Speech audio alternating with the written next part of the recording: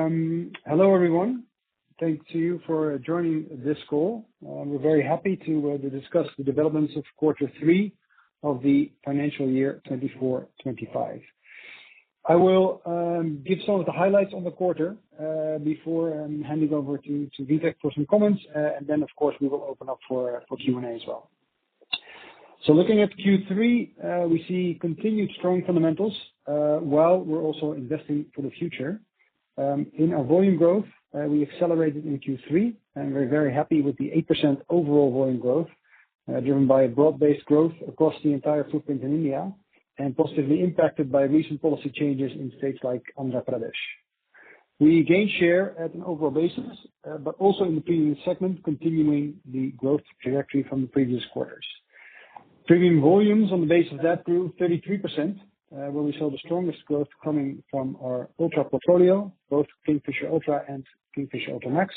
And we recently launched Amstel Grande, and we are happy by the early but still very promising consumer response and growing momentum in the market. Overall, volume growth was predominantly coming from Telangana, Andhra Pradesh, Uttar Pradesh, and Rajasthan, and partially offset by Tamil Nadu and West Bengal. If we look from volume to net sales increased by 10% on the quarter, as well as in year to date, driven by price increase across multiple states, but also a mix from premiumization, which is partially offset by growth of the economy segment and a negative state mix in terms of volume growth. On the EBIT side, we delivered an EBIT of 90 crores, which is significantly lower than last year, so a contraction on the like-for-like. But we have continued investment in the organization as well as into our supply chain, making sure that we are ready for the peak season. And Vivek will also be able to shed some light on that later in this call. As part of the ongoing efforts we put in to enhance our operations as well as drive growth, we've implemented a productivity program in Q3. This program and the related change initiatives are there to improve our efficiency, but also productivity and competitiveness in the market. Towards we've incurred a one-time exceptional cost of 26 crores in Q3, but the overarching goal is to deliver annual gross savings that we estimate to be around 50 crores annually, kicking in 2025. In addition to unlock growth opportunities, we're very happy to announce a major investment in the state of Uttar Pradesh for a greenfield brewery, which has been approved. As well here, Vivek will shed some further light. Now, before I hand over, I do also want to mention from a portfolio perspective that we're very excited to announce the launch of Kingfisher Flavors, which targets a younger, more experimental consumer who's seeking a sweeter and less bitter taste in the beer options. We introduced two flavors, lemon masala and mango berry twist, and the brand draws inspiration from popular Indian street food flavors.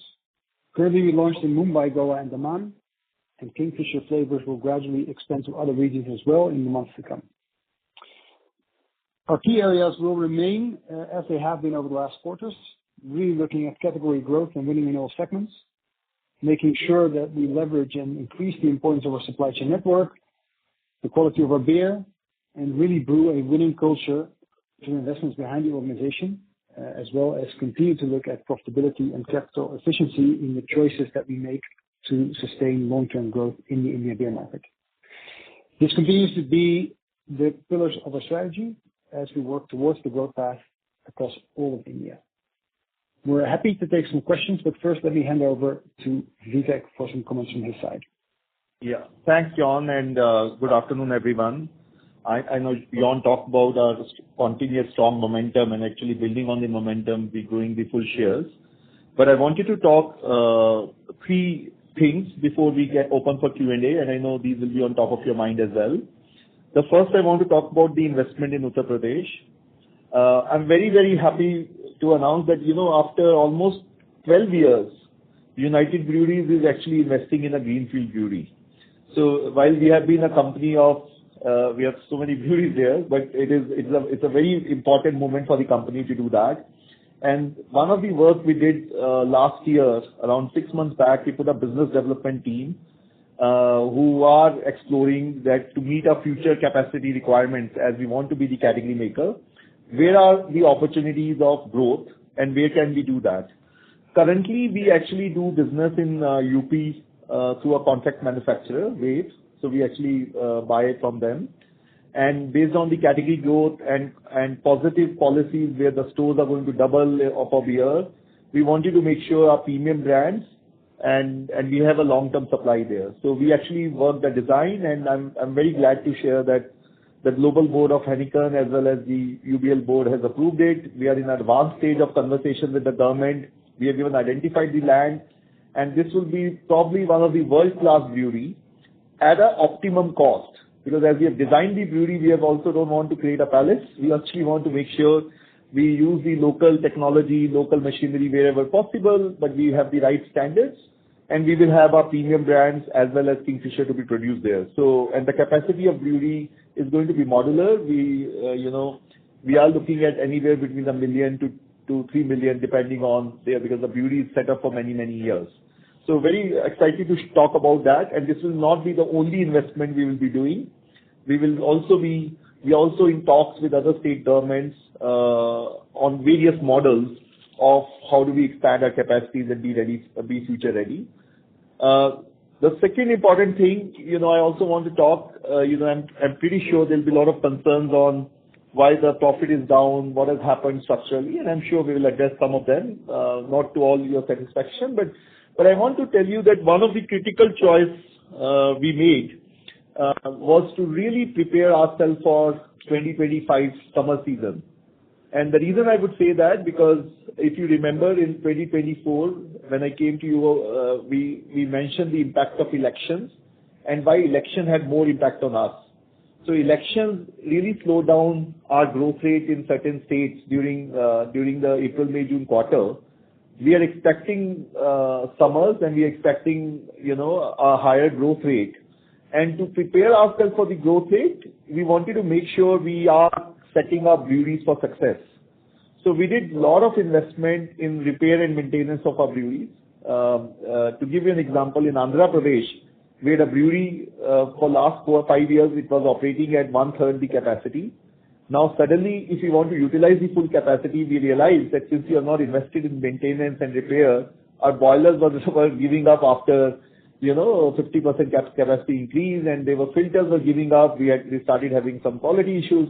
So we actually took a step back and actually made a significant investment in making sure the breweries are ready. So in fact, I'm very happy to say that from this month itself, the same Andhra Pradesh brewery will give us 2.5x versus, we were getting 1.5 to 1.7x from Andhra.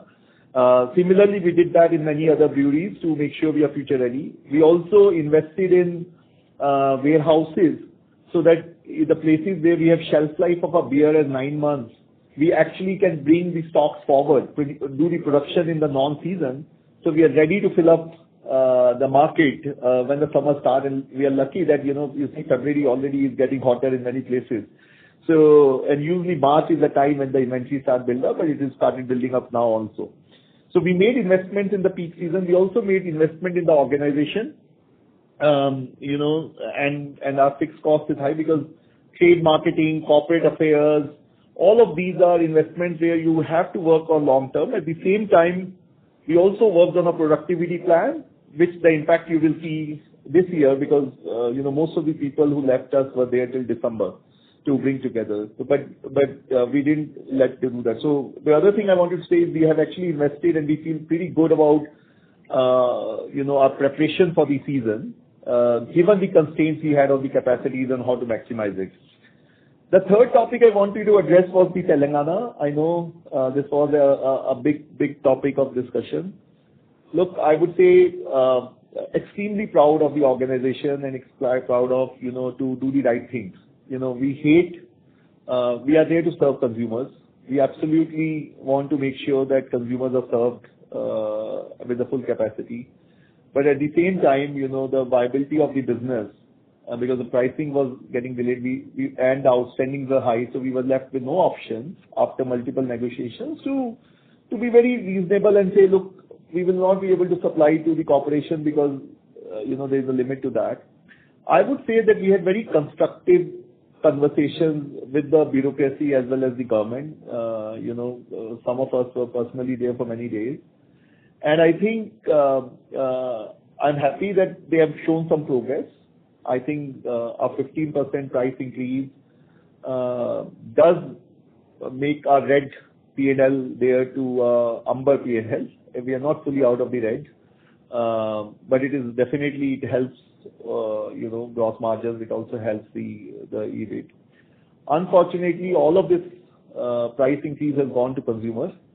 I think we had recommended, and I would have loved if they would have done some tax restructuring so that the consumer impact is minimum. But the consumer impact is going to be is quite high, though it's still in line with the neighboring states, the consumer MRP. But we have to see 30 rupees and 40 rupees how much that impact in Telangana.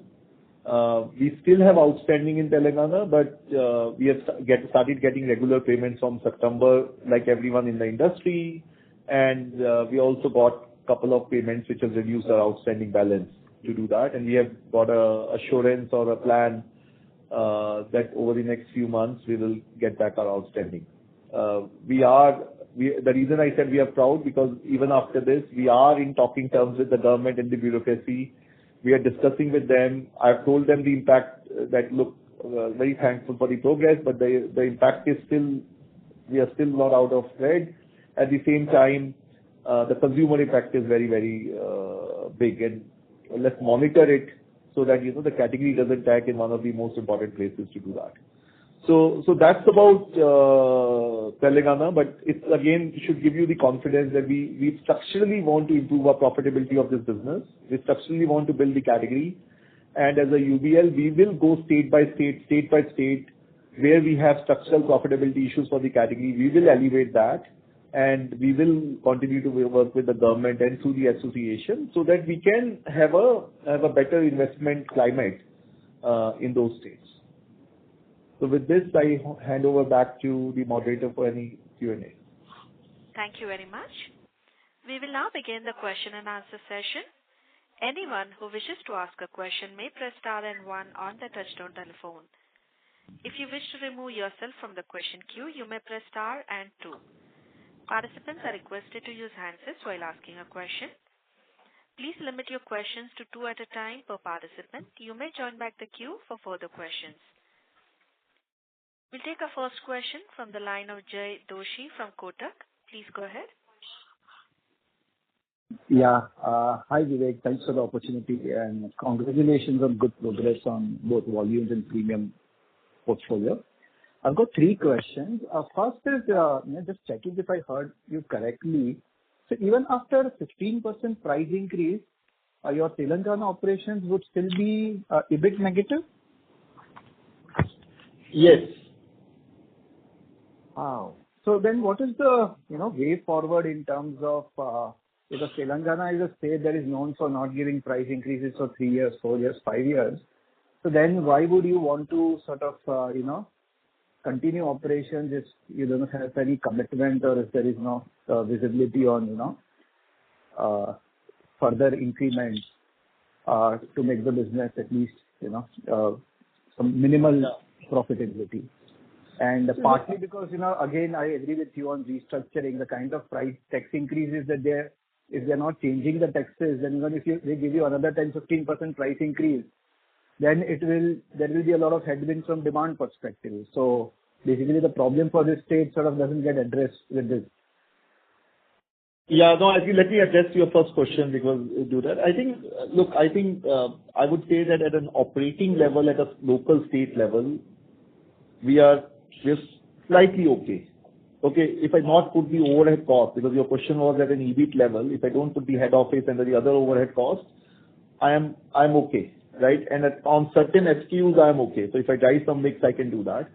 Having said that, as I said that, without revealing much, our discussions have been wide open, and they know that, and we have to be a little bit more pragmatic also here, because all the complex issues will not get solved in one go.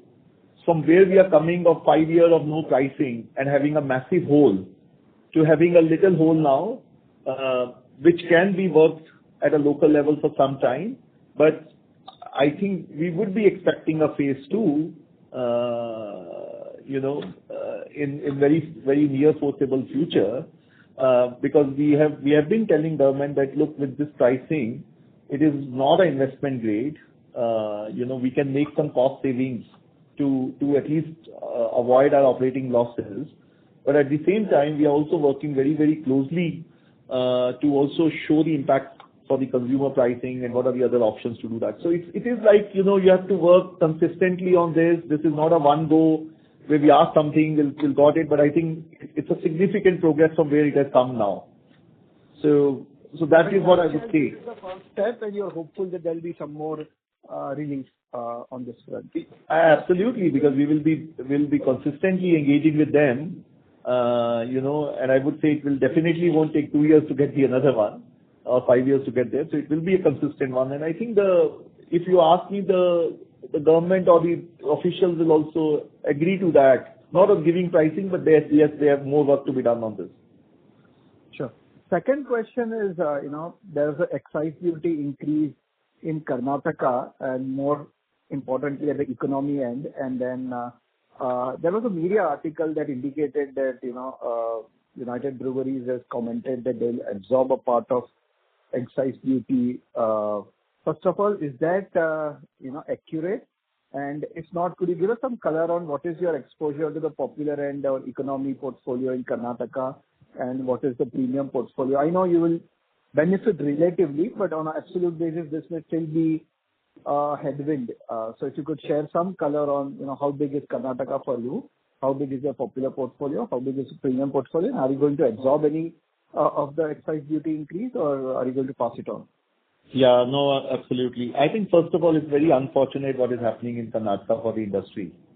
I think, it's not only Karnataka, in many other states, like what we saw, the beer is becoming less affordable for consumers. So it means the market leader or the category maker like us will have to work much harder. So in economy segment, it is 25% of our business today. So our volumes, like brands like Bullet and UB, are 25% of our volume to do that. So we have passed on the duty increase to consumer in those brands. However, we have made a strategic call that Kingfisher brand on the mainstream and Ultra, which is Kingfisher and is Alive, we are not passing on the duty to consumer, and we are absorbing the price increase. Why have we done this? I think 3 reasons. First of all, as I said, as a category leader, we really need to make sure that the category growth is there. And we believe that in the past, when the economy segment was there, when the lower price point came in the market, Kingfisher was the biggest donor. And it happens, right? The biggest brand becomes the biggest donor in the economy. Yes, we had 25 share, but on mainstream, I have 60 share. So this is a bet we are taking, which means that, the trade up should happen to Kingfisher. And because the delta between the economy brand and the Kingfisher is much lower now. So think about a 35-40 rupees delta versus a 80 rupees delta. So this is a business call we have taken to make sure that we offer we do the value reframing and offer the legendary beer at the same price when all consumers are thinking the beer is becoming very expensive. I can tell you the early read is very positive.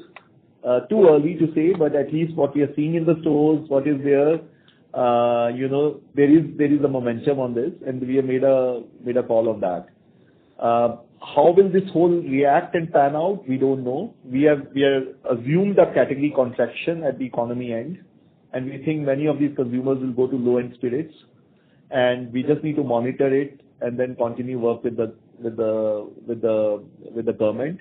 But we do think that if we get our plans right, we should be able to accelerate premiumization with the launch of Heineken Silver last year here, with our continuous momentum on Ultra, Ultra Max, in future launch of Amstel Grande. And at the same time, we should be able to claw back our shares on Kingfisher and get at least consumer a better experience. Sure. Could you tell us what is the volume salience between economy, where you're going to pass on the price increases, and the segment that is Kingfisher Ultra, where you are absorbing the excise duty? And are you absorbing entire excise duty, or is it partial?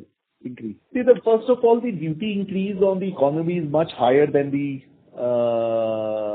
the mainstream segment. So just to give you an idea, in economy, we could not price anything below 145, and our price was 120. So just to give you an idea, because the way the duty is structured at the economy, it's a much bigger increase, but at a mainstream, it is a much smaller increase. But it's still an increase. So that's what I would say that. Lastly, is it possible to give us an update on where your bottle recovery rates are today, and any roadmap, what are your plans as you get into the peak season? How do you expect it to sort of, improve versus what it was maybe last year? Yeah, I'm actually happy to report all the efforts we are putting this quarter. We had actually 5% improvement versus the last year. So it is improving in our bottle network, but at the same time, since the volumes are growing, we are also putting more new bottles in the system. And especially for the premium launches, we are putting the bottles in the system. But the good part is all the operational measures we have put together, they are going in the right direction. And last quarter was actually 5% above the previous quarter. We have to do much more work. Like for example, like Andhra Pradesh is one state where our bottle return is very low in the past. So we are working on a new model of having more distributors and scale distributors of bottle collectors so that we can actually improve that significantly. Similarly, the places where there were floods like Kerala and all, we are also working on a plan for a better recovery, but it's in the right direction now. But will it be close to 70% in FY26? You think you'll get close to that number, or still not too early to say? It is too early to say. Our goal is to get there, but also, this is why we are working with the state governments to say have more permit rooms. Because if the permit rooms are not there, then it becomes very, very messy. So what we are learning is where there are permit rooms, the consumer can actually sit and drink, the bottle collection is much better. When consumer just take it from the store and go is there. So actually, we are working with a lot of state governments to show the data and to see how, if they can follow Maharashtra kind of model, it could really help in bottle returns and cost of doing business also, apart from sustainability. Sure. Thank you so much. Thanks. Thank you. We'll take our next question from the line of Latika Chopra from JP Morgan. Please go ahead. Thank you for the opportunity. Latika, can you use your handset mode, please? The audio is not clear. Is it better now? Yes, I'm using my handset only. Yeah, please go ahead. Yeah, my first question, was on gross margin. There are a lot of moving parts here. The mix is improving, which is good. The state mix, which is tough to call, but with developments in Telangana, looks like it's moving in the right direction. And then, the kind of capex you're putting up to scale up large capacity. So where do you think, gross margins could look like, 2-3 years down the line? If some of your productivity programs and, capacity and whatever tax changes that we've seen in recent months in certain states. Can we really aim for, say, a high 40s kind of gross margin in this business? Thank you. John, you want to answer? Yeah. I'll answer this one. Look, this is something that we continuously look at, and also in previous calls we mentioned that we're in this for the long run. So if we look at the mix development and the salience of premium, and there we have a lot to gain in terms of premiumization, which will first and foremost improve our revenue mix. But then, as Vivek mentioned earlier on the call, it'll require a lot of infusion of new bottles to grow SKUs that are not available to that extent or not sold to that extent in all states yet. So in the short term, the premiumization mix will do a lot for our revenue and for our market share, but not necessarily immediately for margins. But as we go along, this will get better. And same goes for the translation of the investments that we're doing in our breweries. We said we have premium capabilities available in many more places coming season than we had last year. And that obviously also impacts the margins as we are closer to the consumer. So these things long term will help us to further develop the gross profit margin. The state mix, that's something that obviously is partly in our hands. We try to grow volume across states, there we keep an eye on where we make the strategic choices. I think Karnataka, what Rita just commented on, is also an example of that, where we don't only think that Karnataka is the home of Kingfisher and therefore it's a consumer-centric choice to absorb on Kingfisher the duties, but it's also in our state mix, one where we really want to drive volume. So that's something that's developing. Obviously, things that happen such as in Telangana, despite the fact that we are not where we want to be yet, that will definitely help our margin delivery in the short term. Sure. So fair to think that probably gross margins will improve, but it could be a more gradual progression, right? Yes, and that's also how we look at it. We want to build a sustainable, profitable business, and we take small steps where we can, but we also want to keep our focus on the share development and the volume growth to really make the category. Sure. And the second one was on volume growth. Volume growth is 8% of growth, and clearly, we can sense the intention and the Latika, I'm sorry to interrupt, but the audio is not very clear. No. Okay. Can you hear me better now? Yes, please go ahead. Yes. Yeah. So my question was on volume growth. 8% is fairly impressive, and clearly, there are a lot of flexibility built out have done, and the aggression is very much visible. So are we now in a relatively more comfortable space to say that 6 to 8% kind of volume growth is minimum for you when you're looking at the next year, next fiscal year?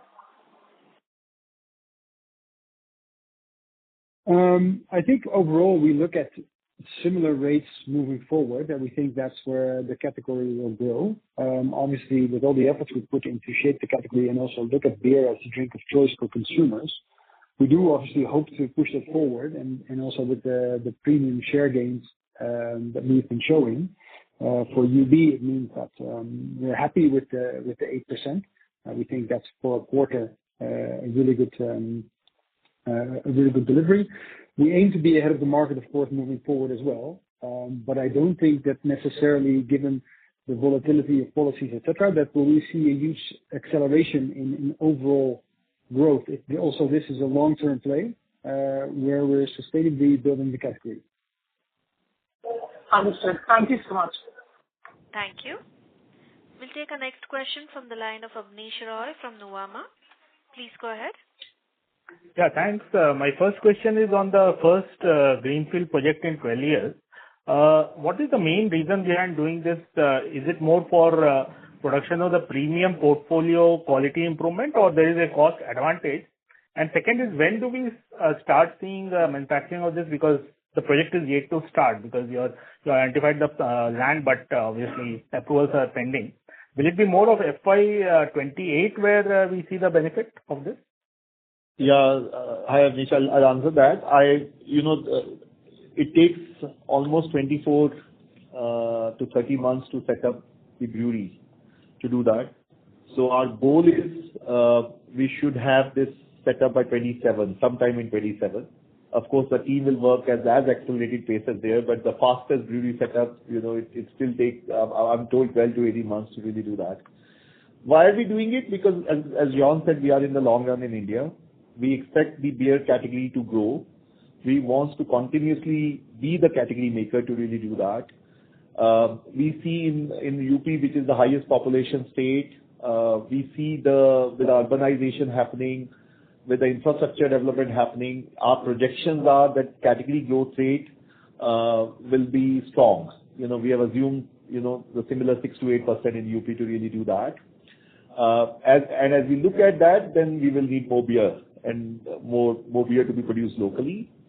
The second thing is, it's always a trade-off, but based on the environment, the number of stores, the excise policy, positivity of the government, access to raw materials, because UP is one of the states where we also get barley from to do that. The cans versus bottles, because UP is more cans versus bottles as well. So when we look at all of this, we think there is a net present value which is positive for us also. Third is, I don't know if you know, UP government last 2 years back, they introduced a franchisee fee which is basically if you don't produce it locally, you actually end up paying more fee than that. So putting all of this together, of course, when everyone is approved it is a financial sense to this project. But we actually think this is also to produce a premium brand, produce Heineken there, produce a local Kingfisher, but it is to invest in future based on the category growth. Just to give you some data, in 24, UBL volume grew almost 20% in UP. Understood. So one follow-up question here. So you have done very well in UP last 1 year, this quarter, Q3 also. Is premium also doing well here? Because I do see almost 1:4 difference in terms of pan-India mass versus premium, 8 versus 33% growth. But is the premium growing largely in the big urban cities and UP is more of a mass market? So if you could tell us how is UP doing in terms of premium and the stores getting doubled in UP, when is that fully happening? Has that already played out in terms of distribution? No, so the UP excise policy has only come last week. As per the policy, if you see in the UP earlier, there were separate stores which were selling IMFL and separate stores who were selling beer. What the new policy has said is composite stores. So the beer stores will go up from almost 6,000 stores to 10,000 odd stores. The composite number is 10 to 11,000. So both these stores will sell both IMFL and beer. So the stores are doubling for the branded category. So that's a very positive news because, in the last stage, you need to have beer for beer accessibility is very, very important. So this implementation will happen from April 1. So the government is going through the e-auction and all process. So the future is looking quite bright there. In terms of the premium number, I don't have the category numbers, but our business on premium doubled in UP. Our Ultra brand is growing 157% and, Ultra Max is growing and there's much more scope of premiumization as well. And that's what we see around in the other states also. When the supplies are available, the execution gets better. With urbanization, there is a faster growth in the premium brands than what we only think only in the urban centers. Sure, that's helpful. One follow-up question to my first question is Delhi is adjacent to UP market and UP has done so well. Now BJP end-to-end in Delhi in terms of the government. Do you see at some stage Delhi also seeing a lot of reform? And currently, how is Delhi market doing for you? Because for spirits, Delhi has been challenging last 2 years. For you, how has Delhi market been? So it has been challenging for us as well. We are doing okay because, but we are very low in shares because it's still a corporation market and there are a lot of ordering system issues there and all. So look, I'm like you, like anyone else, we are hopeful that the governments do what they are supposed to do. So I won't comment more than that. I had hope from previous government. I still have hope from this government as well that they do something because, the quality brands have to be available more consistently in the stores. And I see a lot of potential in Delhi if the policy comes in. But I'm also, pragmatic that it will not happen immediately. Even in Andhra, if you see, it took 6 to 9 months for policy to come in position. So I'm pretty sure, it will not be an immediate change that somebody sworn in and then next day policy will change. I really hope things get better. Sure. My second and last question is on the two brands you have put, photos you have put in the PPT, Mango Berry and Lemon Masala. You spoke also that in terms of that in the opening remarks. If you could tell us in terms of pricing and market opportunity, how big it is. And if you could talk about the margins here. I understand this is catering to a customer who is more new to the beer, more in terms of mild beer, etc. But how big is the market and is this a premium product? Look, this is premium to Kingfisher. We have just launched this in only a couple of markets of Goa and Daman. It will get expanded to Mumbai because it needs some work on the breweries to produce the flavors. As you know that in India there have been flavors, but not the legendary brand has never done flavors. And young consumers who are new recruiters in the category, they are looking for different flavors and varieties and do that. So think of this as an experiment, as a pilot to start with, which has been well tested with the consumer and well done with the R&D, working with the global R&D to design it for a local sense.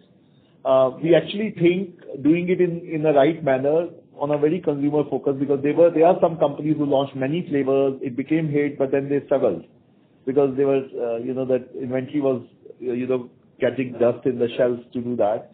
So these are definitely, they definitely are at premium price, slightly premium price, better margins, but they will also are designed for young Gen Z consumers who are new recruiters coming in the on-trade, wants to try different flavors of beer because the trend is towards cocktails and other things. So we will learn through it and then we will selectively expand them. So these are two variants of Kingfisher which we have launched, but we are very excited because this just shows the opportunity that we are not going to be the old Kingfisher brand. We are listening to the consumers and we are making the interventions.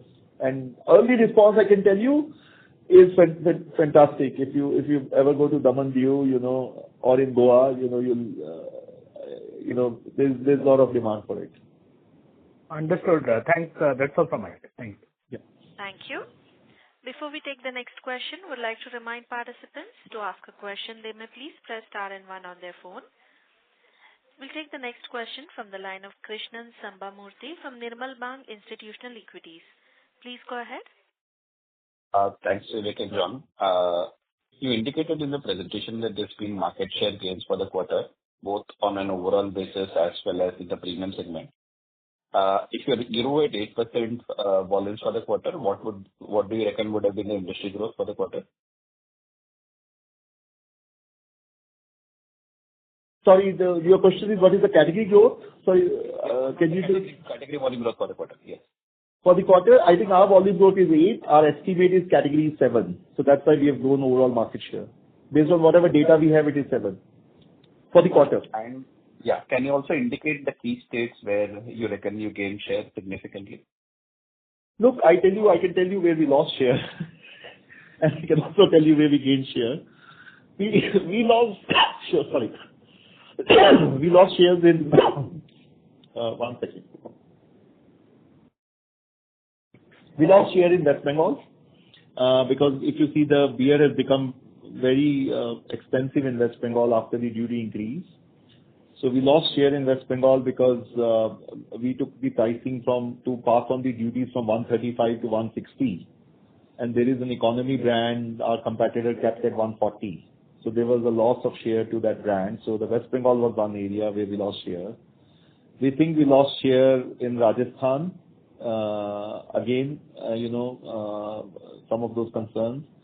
And we lost share in Tamil Nadu because Tamil Nadu still the go-to-market, the way, the TASMAC needs to still do a better job of ordering. And we have been raising this to the government that we believe there's a lot of out of stock of Kingfisher in Tamil Nadu because coordination from TASMAC and all there. We have had a couple of meetings with them, but that seems to be a issue as well. Karnataka, I am not sure. I think we gained share despite declining 5%. We gained share, which is an impact of category which was already happening because of this whole rumor of excise duties being increased and all. But everywhere else we gained share. We gained share in every other state. We gained share in Telangana, UP, Haryana, Maharashtra, Assam, Arunachal, Meghalaya. You name these states, we gained share. And would you be able to call out how much was the contribution of Andhra in this 8% volume growth? Was that fairly substantial for the quarter? It is 1.5 to 1.6%. So without Andhra, we would have been 6.5 to 7 rounded off growth. Okay. And a couple of questions on disruptions. Any material disruption in the current quarter because of the Delhi state elections? And similarly, what was the period where supply was halted in Telangana? Look, this quarter, honestly, the January has not been good because of two big disruptions. One is in Karnataka. The Karnataka category is down 30-35%. Because if you know Karnataka, because of the duty change, there was label approval for the beer and they were trying to manage old inventory, excise was managing. So for 15-20 days it took, there was no stock in Karnataka. You would have read also in the market, which only started off. So there is an impact in Karnataka. Now we are filling some pipeline, but there is an impact in Karnataka. Second thing is, of course, our operations were closed in Telangana for about 15 days. So that's something we are aware of this. Third, there were pricing changes and policy changes in some of the other states like Odisha. We got the price increase in Odisha, but there was a period of change to do that. So there were disruptions in Jharkhand also, where we got the pricing, but there's a disruption because of excise policy change as well. So January had a lot of disruptions, one driven by us, and 3 driven by there with the big disruptions.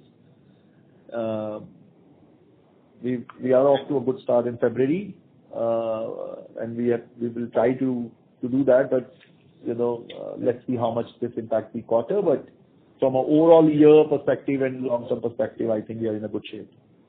Okay. And any material impact of Delhi elections on volumes in the state? As I mentioned, the Delhi business is not too big. There's a lot of opportunity there, so not much impact. We are fine right now. Great. Thanks a lot, Vivek. Thank you. We'll take a next question from the line of Ashutosh Jain from Barclays. Please go ahead. Ashutosh Jain, please go ahead with your question. Please check if your line is on mute. Hello, am I audible? Yes, please go ahead. Thank you. I was looking at the Heineken Group recent trend and happened to notice that in Brazil, digitization efforts of the RTM helped its margins now very close to the group level. So could you just give more update on similar efforts in India and likelihood of similar impact on margins if it could have in this geography? Thank you. Jan, do you have any idea about what Brazil is doing? I've not followed up on this digitization piece, but you want to take that? No. Yeah, I can tell you. I think if you look at Brazil, it's hard to compare it to India, looking at where they are in terms of, for instance, digitization, but also in mix of their portfolio. So the Heineken brand, Brazil is actually the biggest market globally for the Heineken brand. So also in their mix development, as well as other parts of route to market, play a big role in the margin. So I think in terms of absolute margins, it's hard to compare it. Obviously, overall digitization helps on 2 areas. I think one is the productivity piece, and the other piece is to be better in terms of using data on where are the opportunities and what does the consumer want. And I think on both areas, there is definitely room for us to also develop. I think that also comes with really building the category. But to be very honest, we are taking steps and we're developing and we're working with apps for our sales team that are locally developed to help them and to help win in all the stores. But we're also looking at basics of in-store visibility. We look at the number of, for instance, coolers that we deploy or that we plan to deploy in 2025. I think that's short term, where for us is the biggest gain. But of course, the benefit of being part of the Heineken system is that we can learn and that we can look at other markets and see what works, and then take those best practices and develop it for India specifically. Thank you. Ashutosh, does that answer your question? Yeah. Thank you so much. Okay. Thank you. Ladies and gentlemen, to ask a question, please press star and 1 on your phone.